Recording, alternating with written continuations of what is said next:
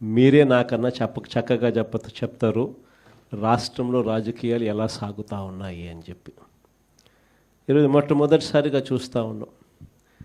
రాజకీయాలలో ఎప్పుడు కూడా నేను ఒక మాట అంటూ ఉంటా, విలువలు ఉండాలి, విశ్వసనీయత అన్న పదానికి అర్థం తెలిసి ఉండాలి. అప్పుడే రాజకీయం అనే ఈ వ్యవస్థలో ఒక తులసి ముక్కలా మనం నిలబడతాము అని చెప్పి మొట్టమొదటిసారిగా ఈరోజు చూస్తూ ఉన్నాం. రాజకీయాలను భ్రష్టు పట్టిస్తూ ఉన్న పరిస్థితి ఎప్పుడైనా చూసాము అని అంటే అది ఈ చంద్రబాబు నాయుడు గారి పరిపాలనలో మాత్రమే ఇలా భ్రష్టు పట్టించే కార్యక్రమం జరుగుతుంది అని. ప్రజాస్వామ్య పద్ధతిలో ప్రజాస్వామ్యబద్ధంగా ఎన్నిక కాబడ్డ ఎంపీటీసీలను, జెడ్పీటీసీలను, కౌన్సిలర్లను, ఇలా అనేక పదవుల్లో ఎన్నిక కాబడ్డ ఈ ప్రజాప్రతినిధులను ఈరోజు చంద్రబాబు నాయుడు గారు అనే వ్యక్తి తనకు బలం లేకపోయినా, తన పార్టీ గుర్తు మీద తాను గెలిపించుకునే పరిస్థితి తనకు లేకపోయినా, వేరే పార్టీ మీద గెలిచిన వ్యక్తులు వీళ్ళు అని తెలిసి ఉన్న, తానే ముఖ్యమంత్రిగా ఉన్నాడు, తానే ప్రజాస్వామ్యాన్ని పరిరక్షించాల్సిన బాధ్యతలో తానే ఉన్నాడు అన్న సంగతి కూడా తనకు తెలిసి ఉన్న, తానే దగ్గరుండి స్వయంగా ప్రజాస్వామ్యాన్ని ఖూనీ చేస్తూ ఉన్న పరిస్థితి ఈ రాష్ట్ర రాజకీయాలలో ఈరోజు జరుగుతూ ఉన్నాయంటే అది ఎంతటి దౌర్భాగ్యపు పాలన అని చెప్పడానికి వేరే ఉదాహరణ అవసరంలా. నాకు బాగా గుర్తుంది, అప్పట్లో ఎన్నికలు జరిగినప్పుడు మన గవర్నమెంట్ వచ్చిన తర్వాత 2 సంవత్సరాల తర్వాత ఎన్నికలు జరిగాయి. ఆ రోజు ఎన్నికలు జరిగినప్పుడు కూడా కోవిడ్ లాంటి మహమ్మారిని ఎప్పుడు మనం చూడాల. మనం ఎన్నిక ప్రమాణ స్వీకారం చేసింది జూన్లో ప్రమాణ స్వీకారం చేసాం. ప్రమాణ స్వీకారం చేసిన కొద్ది నెలలకే మార్చి కల్లా కోవిడ్ లాంటి మహమ్మారిని చూసాం. రాష్ట్ర చరిత్రలో ఇలాంటి ఘటన జరుగుతుంది, ఇలా కోవిడ్ లాంటి మహమ్మారి ఇలా ఉంటుంది, ఇలా వస్తే కోవిడ్ లాంటి మహమ్మారి వస్తే రాష్ట్రం పరిస్థితి ఎలా ఉంటుంది అన్నది కూడా ఎవరూ బహుశా ఊహకు కూడా అందలేదు. రాష్ట్ర ఆదాయాలు తగ్గాయి, రాష్ట్రం అనుకోని ఖర్చులు పెరిగాయి. ఏ రోజు కూడా ప్రభుత్వానికున్న ఇబ్బందులు చూపించి, సాకులుగా చూపించి ప్రజలకు చేయాల్సిన మేలు జరగకుండా పక్కన పెట్టిన పరిస్థితులు ఏ రోజు వైఎస్ఆర్సీపీ ప్రభుత్వంలో ఎప్పుడు జరగల.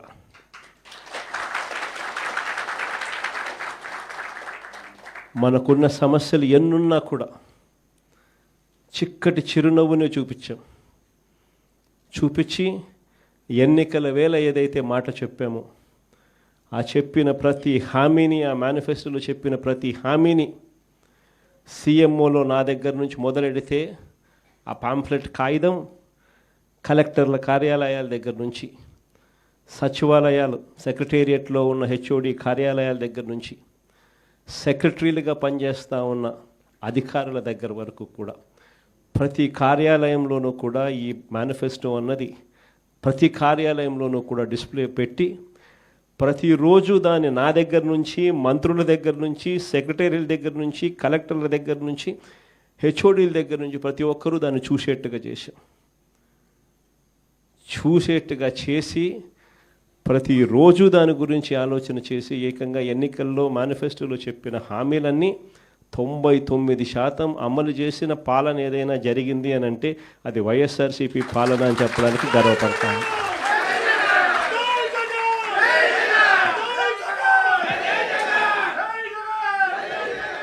అంత గొప్పగా ప్రజలకు మంచి చేయగలిగాం కాబట్టి 2 ఏళ్ల తర్వాత ఎంపీటీసీలు, జెడ్పీటీసీలు, సర్పంచులు, కౌన్సిలర్లు ఈ ఎన్నికలు ఏ జరిగినా కూడా మొత్తం అన్నింటినీ స్వీప్ చేసాం.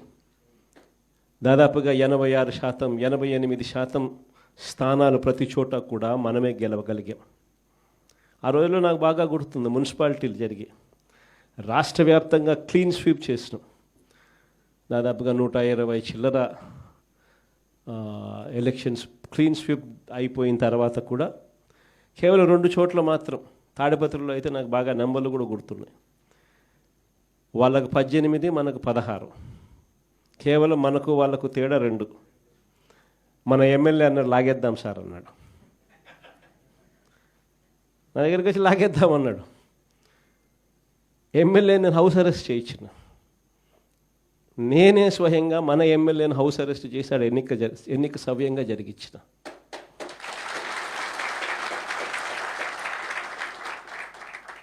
వైఎస్ఆర్సీపీ హయాంలో అంతగా ప్రజాస్వామ్యానికి కట్టుబడి ప్రజాస్వామ్యానికి పరిరక్షకులుగా ఉన్న ముఖ్యమంత్రి స్థానంలో ఉన్న వ్యక్తి పాలన ఎలా చేయాలి అని చెప్పి చూపించాడు ఆ రోజు మున్సిపల్ ఎన్నికలు. ఈరోజు ఏం జరుగుతూ ఉంది? దగ్గరుండి ప్రజాస్వామ్యాన్ని ఖూనీ చేస్తూ ఉన్నారు. దగ్గరుండి ముఖ్యమంత్రి స్థానంలో ఉన్న వ్యక్తి కుప్పంలోనే తాను ఇదే పని చేస్తూ రాష్ట్ర వ్యాప్తంగా ప్రతి చోట కూడా ఇదే చేయమని చెప్పి తన ప్రతి ఎమ్మెల్యే అభ్యర్థికి, తన నియోజకవర్గాల్లో ఉన్న వాళ్ళందరికీ కూడా ఇదే మాదిరిగా ప్రోత్సహిస్తూ ప్రజాస్వామ్యాన్ని దగ్గరుండి ఖూనీ చేస్తూ ఉన్నారు. ఇలాంటి చెడిపోయిన రాజకీయ వ్యవస్థలో విలువలకు తావిచ్చి విశ్వసనీయత అన్న పదానికి అర్థం చెబుతూ ప్రజల తరపున నిలబడడానికి సిద్ధమై ఎంపీటీసీ లాంటి చిన్న పోస్టుల్లో ఉన్న వాళ్ళైనా,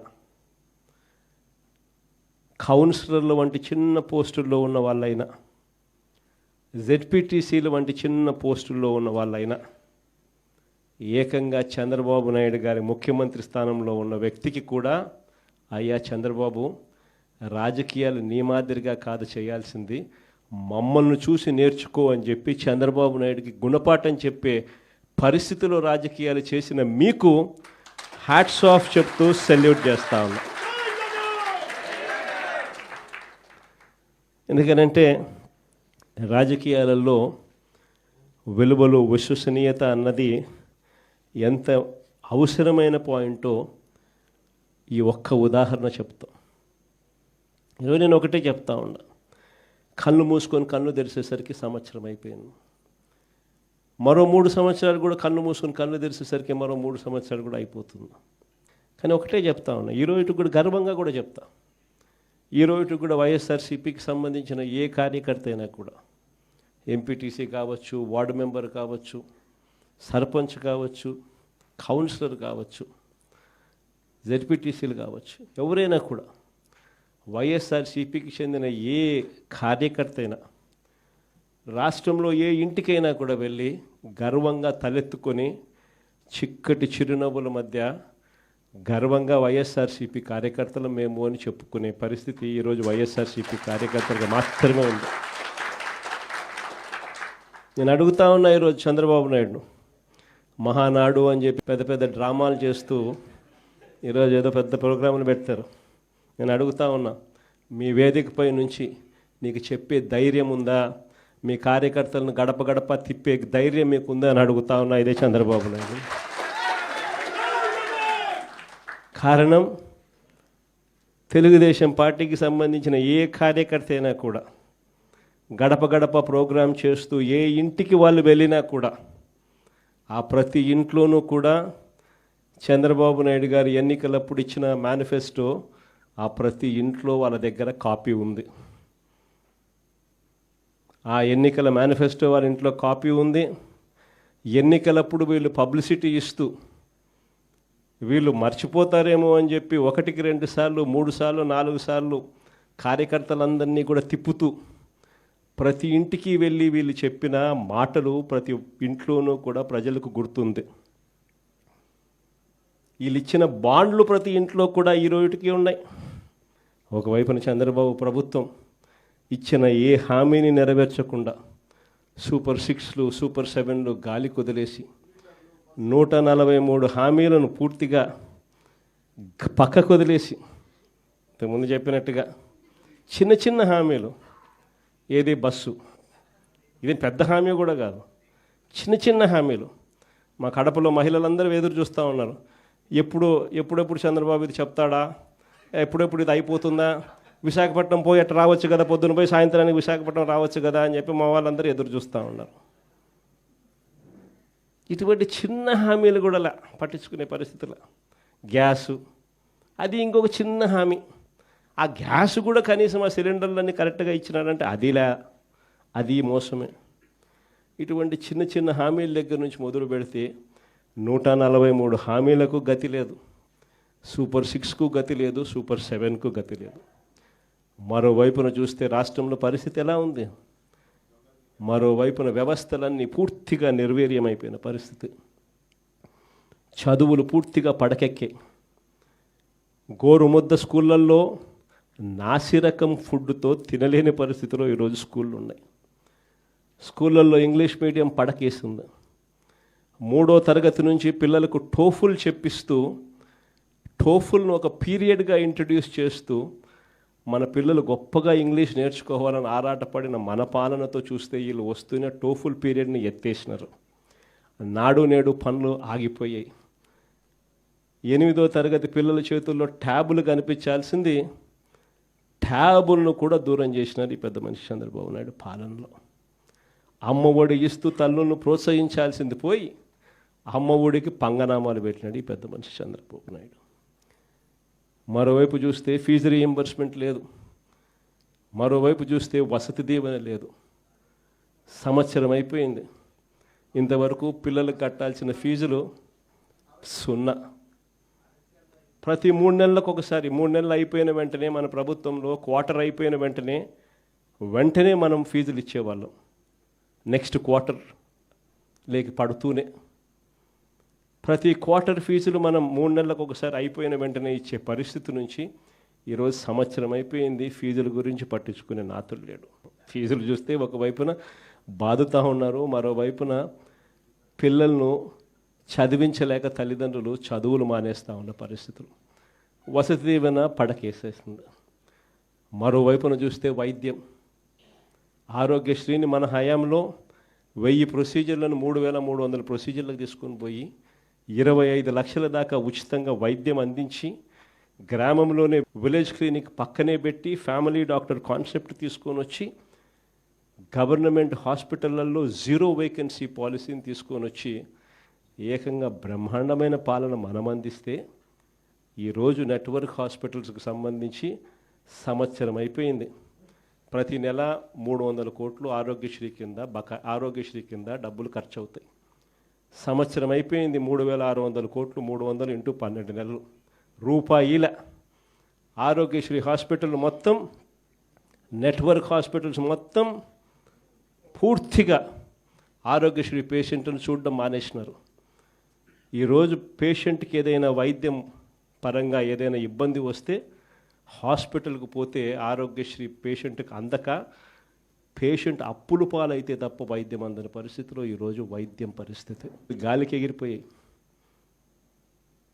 ఈ క్రాపింగ్ గాలికి ఎగిరిపోయింది, ఉచిత పంటల బీమా గాలికి ఎగిరిపోయింది, రైతులకు పెట్టుబడి సహాయం, సమయానికి ఇచ్చే పెట్టుబడి సహాయం, మనం ఇచ్చే రైతు భరోసా సంవత్సరం అయిపోయింది, గాలి కుదిలేసినారు.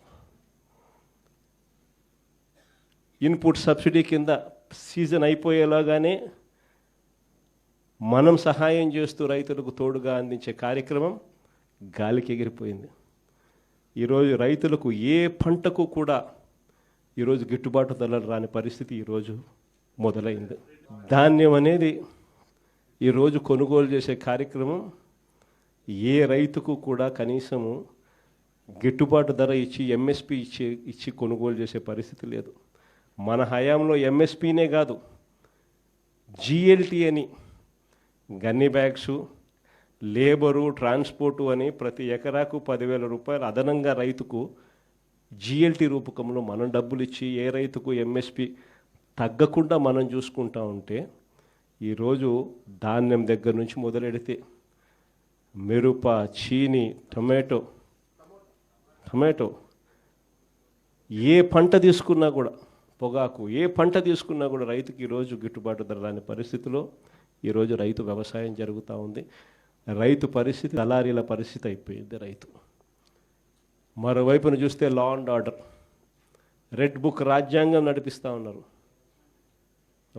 రెడ్ బుక్ రాజ్యాంగం గురించి, లా అండ్ ఆర్డర్ గురించి నేను చెప్పాల్సిన పనులు ఎలా జరుగుతూ ఉంది అనేది నాకన్నా కూడా చక్కగా మీరే చెప్పగలుగుతారు.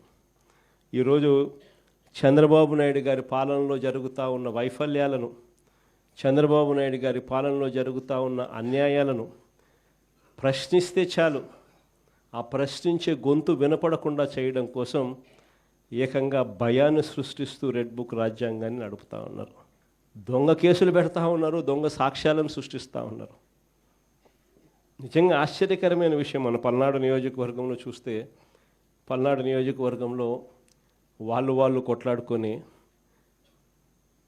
వాళ్ళు తెలుగుదేశం గ్రూప్ రాజకీయాలలో వాళ్ళు ఒకరిని బండి ఆపి చంపేస్తే ఆ బండిలో వచ్చిన వాళ్ళు ఆ బండి గుద్ది చంపేటప్పుడు ఆ బండి యాక్సిల్ ఇరిగిపోయి బండి అక్కడే వదిలేసాల్సిన పరిస్థితి వస్తే ఆ బండి ఎవరిది అని తెలుసు.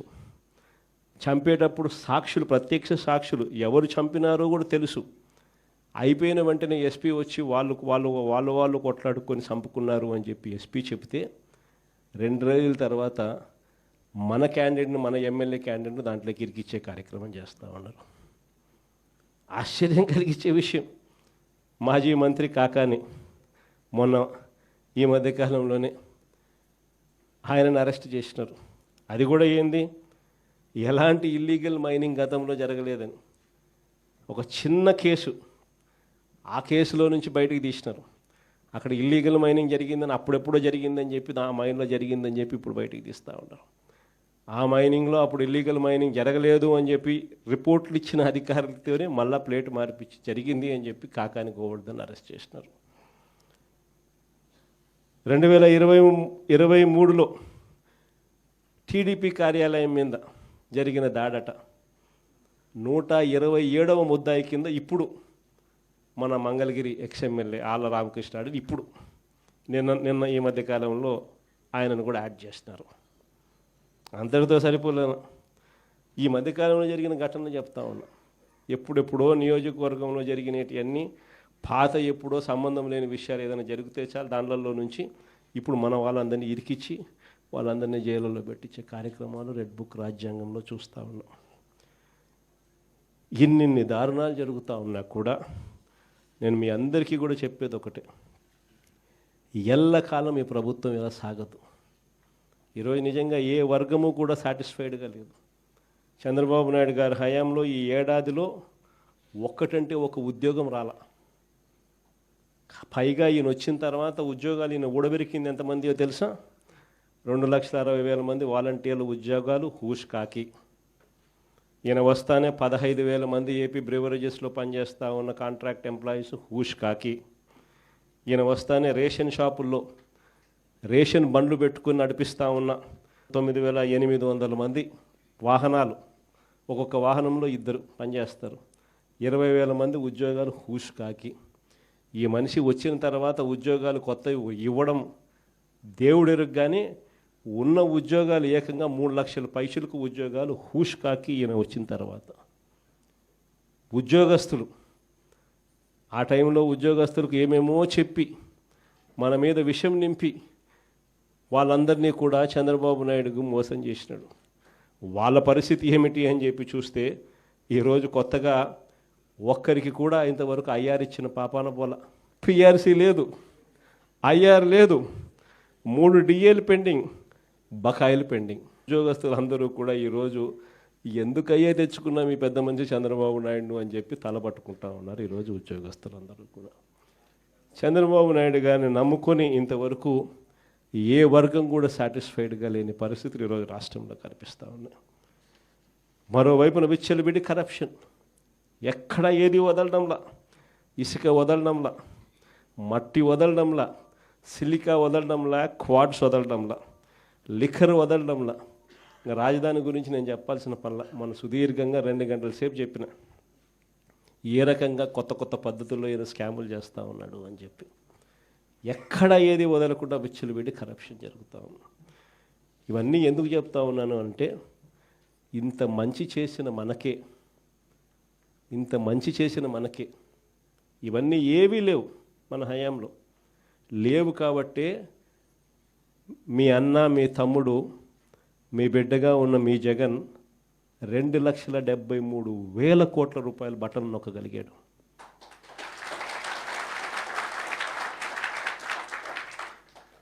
చంద్రబాబు నాయుడుకు మనకు తేడా ఏమిటి? ఎందుకు ఇద్దరు ముఖ్యమంత్రులమే, మరి ఎందుకు జగన్ నొక్కగలిగాడు, ఎందుకు చంద్రబాబు నొక్కలేకున్నాడు? కారణం కారణం కారణం జగన్ ఆశపడింది ఏదానికో తెలుసా? జగన్ ఆశపడింది కీర్తి కోసం. చనిపోయిన తర్వాత కూడా ప్రతి ఇంట్లో బ్రతికే ఉండాలని తాపత్రయపడ్డాడు మీకు. అందుకే ఎక్కడా కూడా రాజీ పడల. 2,73,000 కోట్లు బటన్ నొక్కగలిగాడు మీ జగన్.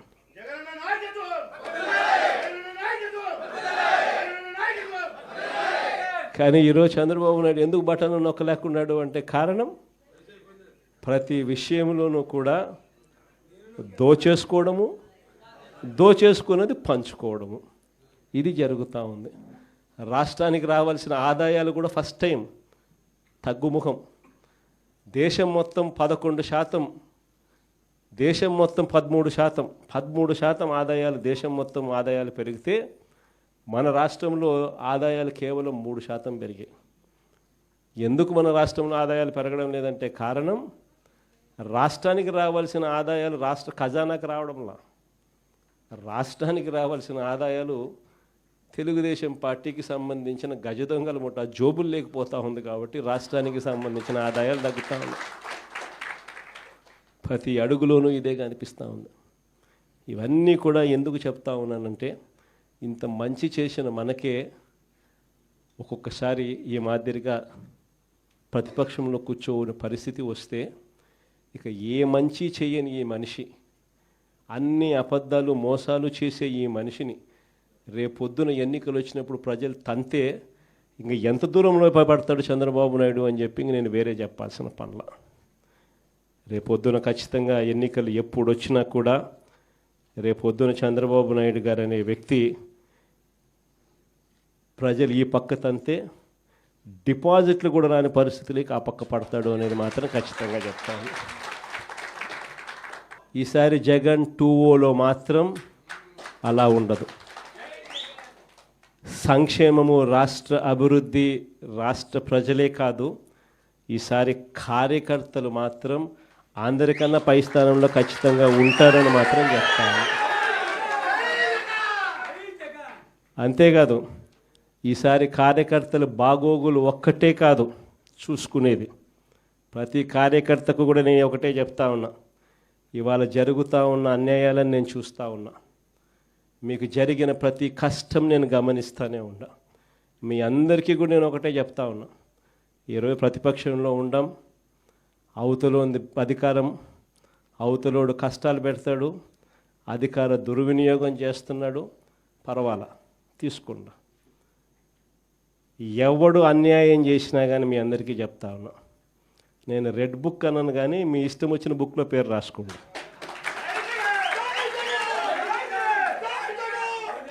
మీరు ఏ పుస్తకంలో పేరు రాసుకున్నా పర్వాలా. దాని తర్వాత మాత్రం మనం వచ్చిన తర్వాత మాత్రం ఖచ్చితంగా వడ్డీతో సహా, మళ్ళా చెప్తానా, వడ్డీతో సహా రిటర్న్ గిఫ్ట్లు ఇస్తామని మాత్రం ఖచ్చితంగా చెప్తాను. చేసిన వాళ్ళు మాత్రమే కాదు, వీళ్ళతో కుట్రలు పన్నుతూ చేయించిన వాళ్ళను కూడా, చేసిన వాళ్ళు మాత్రమే కాదు, వీళ్ళతో కుట్రలు పన్నుతూ చేయించిన వాళ్ళను కూడా, 7 సముద్రాల అవతలున్నా కూడా, రిటైర్డ్ అయిపోయి వెళ్ళిపోయినా కూడా అందరినీ తీసుకొని వచ్చి చట్టం ముందర నిలబెడతాం. అన్యాయం చేయడానికి కోసం వీళ్ళకు యూనిఫామ్ ఇవ్వాల, న్యాయంగా ధర్మంగా పాలన చేయడం కోసం యూనిఫామ్ ఇచ్చారు. మన హయాంలో ఎలా చేసాం మనం పాలన? మన హయాంలో జగనన్నకు చెబుదామని ఒక నెంబర్ ఇచ్చిన, స్పందన అని చెప్పి ప్రతి వారం కలెక్టర్ల దగ్గరికి పోయి చెప్పుకునే అవకాశం ఇచ్చినాం. అందరికన్నా అత్యధికంగా చెప్పింది ఎవరు? తెలుగుదేశం వాళ్ళే. అందరికన్నా ఎక్కువ చెప్పింది తెలుగుదేశం వాళ్ళే. జగన్ నాకు చెబుదామని చెప్పి ఫోన్ చేస్తే చాలు, అవతల ఎమ్మెల్యే అడ్డుకున్నా కూడా వాళ్ళకి మంచి చేసింది మన హయాంలో జరిగింది. స్పందనలో అత్యధికంగా కంప్లైంట్ చేసింది వాళ్ళు.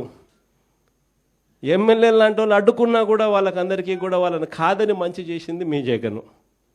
కానీ ఈరోజు ఏం జరుగుతూ ఉంది? ఈరోజు ఏం చేస్తూ ఉన్నారు? ఈరోజు నిజంగా వీళ్ళు చేస్తూ ఉన్న అన్యాయాలకు ఖచ్చితంగా వీళ్ళు వడ్డీతో సహా వీళ్ళకు అర్థమయ్యేట్టుగా జరిగితేనే రేపొద్దున ఇంకొకసారి ఈ తప్పులు చేయకుండా రాష్ట్రం బాగుపడుతుంది.